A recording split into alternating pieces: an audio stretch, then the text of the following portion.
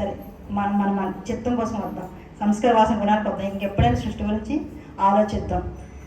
ఏదైతే మనకి ఈ వాసన సంస్కార గుణాలు, ఈ మళ్ళీ కర్మల సంస్కార వాసన అంటున్నారు కదా, మీకు మళ్ళీ బోధ, ఎందుకంటే ఇంతకు మించి లేదు.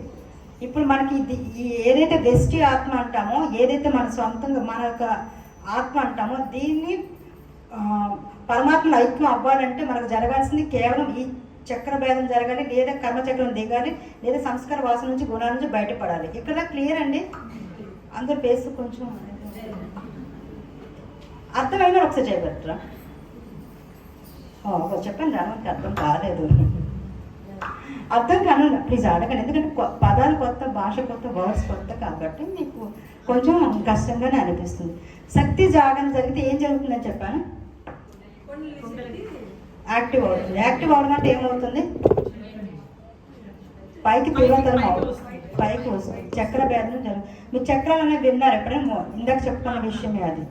ఇక్కడ ఏమవుతుంది అంటే సంస్కార వాసన గుణాల మీద జరుగుతున్నప్పుడు మనకు సహజంగానే వాటి యొక్క అనుభూతులు అనేవి బయటకు వచ్చేటప్పుడు ఆ భావాలలో ఇరుక్కుపోతాడు కాసేపు. అంటే ఇప్పుడు కోపం వచ్చిందానికి, కోపం అనే గుణం ఉందనుకోండి.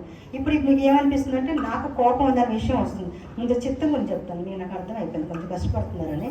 చిత్తం అంటే ఏంటి చెప్పండి? అది కూడా విందు.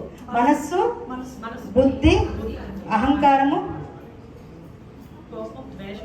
కాదు. మనస్సు, బుద్ధి, అహంకారం ఇవన్నిటి కలిపి చిత్తం అని చెప్తారు. మీకున్న ప్రతి గుణం దేన్ని ఉపయోగించుకుంటూ చెప్తుంది. నేను ఇంకా దిగాలి, నాకు అర్థం అయిపోయింది, భాష కొంచెం కష్టంగానే ఉంది. పరమాత్మను ఎలా చేరుకోవచ్చు?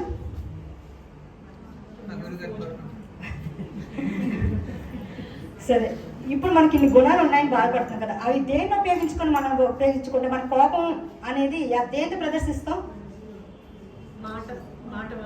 ఓకే, ఇంకా కిందకి వెళ్తాను. అయితే మనసు ఉపయోగించుకుంటాం, ఇది క్లియర్ కదా?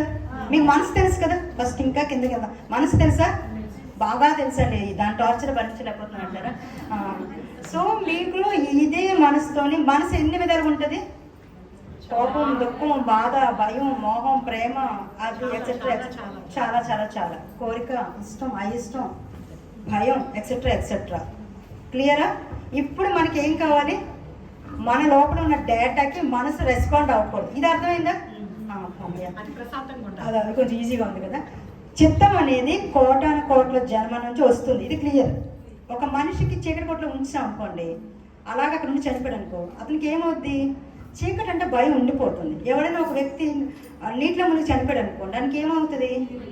నీళ్ళు భయం ఉండిపోతుంది. ఒక ఎత్తు నుంచి పడిపోయాడు అనుకోండి,